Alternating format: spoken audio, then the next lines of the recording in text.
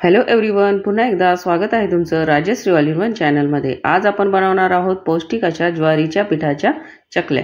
चला तर मग ह्या चकल्या कशा बनवायचा हे आज आपण या व्हिडिओमध्ये बघूया। हे बघा, इथे मी चकली बनवण्यासाठी 2 बाउल ज्वारीचे पीठ घेतले आहे। तुम्ही इथे पीठ मोजण्यासाठी कोणत्याही भांड्याचा वापर करू शकता। आता आपण हे पीठ छान असे चाळून घेऊया आणि त्यातील कोंडा बाजूला करूया।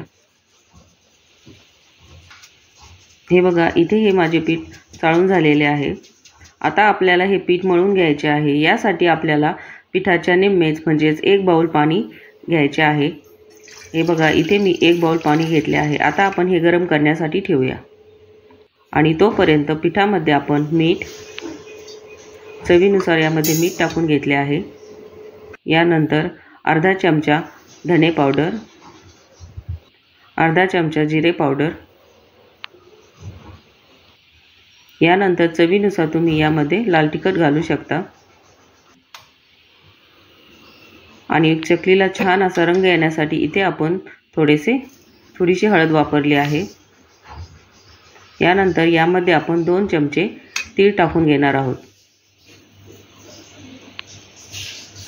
आणि यामध्ये आपण आता 2 पळ्या तेल ओतून घेऊया। इथे आपल्याला तेल हे थंडच वापरायचे आहे, कडकडीत तेल इथे आपल्याला वापरायचे नाहीये। हे सर्व मिश्रण आता आपण एकत्र करून घेऊया। यामध्ये ओतलेले तेल हे सर्व पिठाला छान असे लागले पाहिजे आणि या पद्धतीचा गोळा तयार झाला पाहिजे। इथे मी हे सर्व पीठ छान असे मिक्स करून घेतले आहे। आता यामध्ये आपण हे बघा, इथे आपले हे पाणी उकळलेले आहे। 1 बाउल जे पाणी आपण उकळण्यासाठी ठेवले होते ते आपण यामध्ये ओतून घेऊया।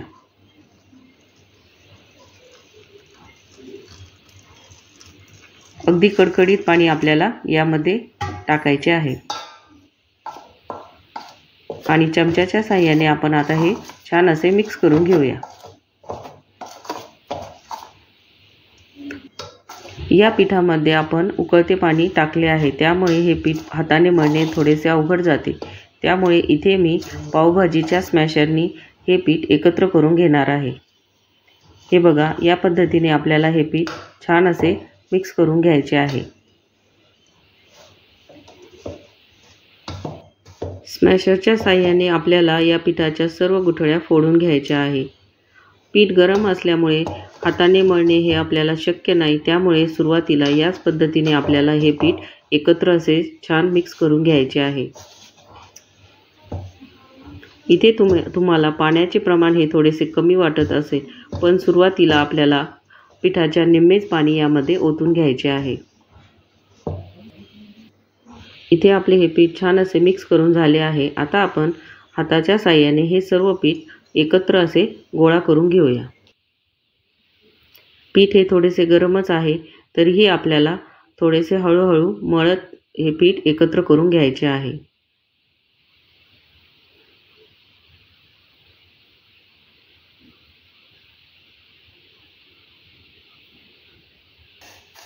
हे बघा, इथे मी हे पीठ एकत्र गोळा करून घेतले आहे। आता यामध्ये जेवढ्या पाण्याची गरज वाटेल तेवढेच गरम पाणी आपल्याला यामध्ये ओतून घ्यायचे आहे आणि यानंतर आपल्याला हे पीठ छान असे मळून एकजीव करून घ्यायचे आहे। या पिठाचा आपल्याला घट्टसर असा उंडा तयार करायचा आहे। खूप सैलसर आपल्याला पीठ इथे बनवायचे नाहीये, त्यामुळे अगदी थोडे पाणी आपण यामध्ये ओतून घेतले आहे। अंदाजे 4 चमचे पाणी मी यामध्ये ओतले असेल। हे बघा, इथे मी घट्टसर असा या पिठाचा गोळा तयार करून घेतला आहे आणि छान असा आपल्याला तो मळून घ्यायचा आहे, जेणेकरून चकली करताना ती तुटणार नाही। आता आपण हा पिठाचा गोळा 10 मिनिट भिजण्यासाठी ठेवूया।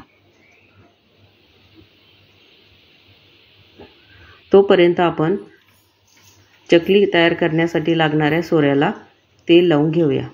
इथे मी चकलीची प्लेट या सोऱ्याला लावून घेतली आहे आणि आता ब्रशच्या साहाय्याने याच्या आतील बाजूस आपण थोडेसे तेल लावून घेऊया।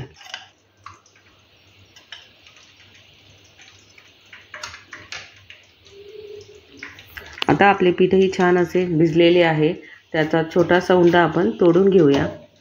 आणि सोऱ्याच्या मापाचा उंडा तयार करून आपण तो हातावर छान असा मळून घेऊया।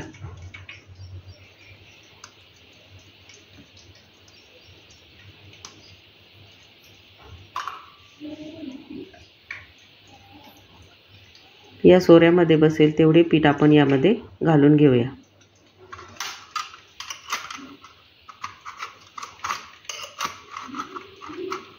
पीठ जर चांगले मळले गेले तर चकली ही छान आपली अशी तयार होते।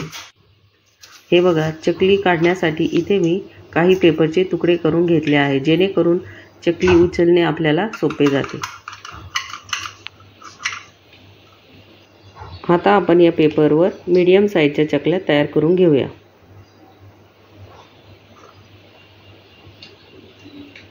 हे बघा, पीठ हे छान मळले गेल्यामुळे आपली चकली अजिबात तयार करताना तुटत नाही।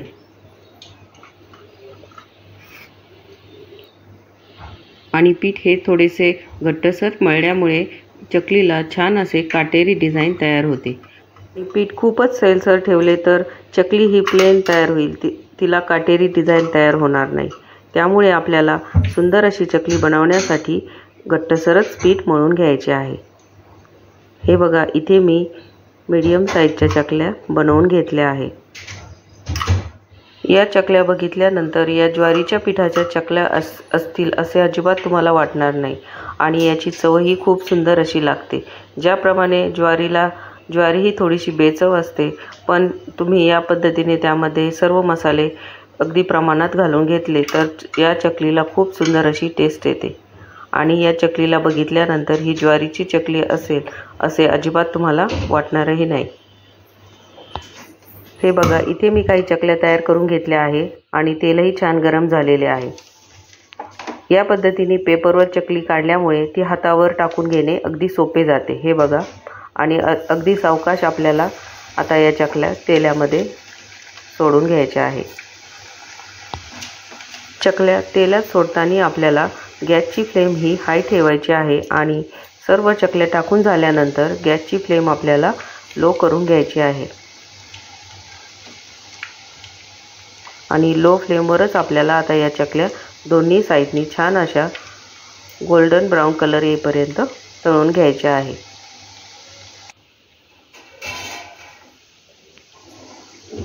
हे बघा, एका साईडनी या चकल्या छान अशा तळल्या गेल्या आहे। आता आपण त्या दुसऱ्या साईडनीही तळून घेऊया। अगदी सावकाश आपल्याला या पद्धतीने त्या उलट्या करून घ्यायच्या आहे।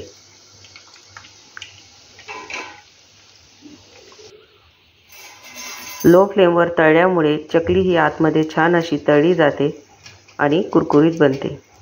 इथे आपली ही चकली तळून तयार झालेली आहे। हे बघा, किती सुंदर असा कलर या चकलीला आलेला आहे। आता या सर्व चकल्या आपण आता काढून घेऊया।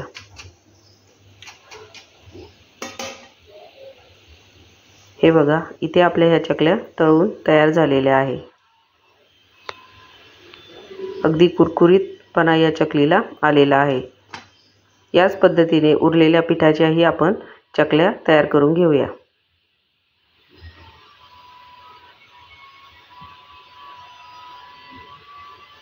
उन्हाळ्यामध्ये शक्यतो सर्वच घरामध्ये ज्वारीचे पीठ हे अवेलेबल असते आणि मुलांनाही दुपारच्या वेळेस नाश्ता म्हणून काहीतरी कुरकुरीत असे खाण्यासाठी हे हवेच असते।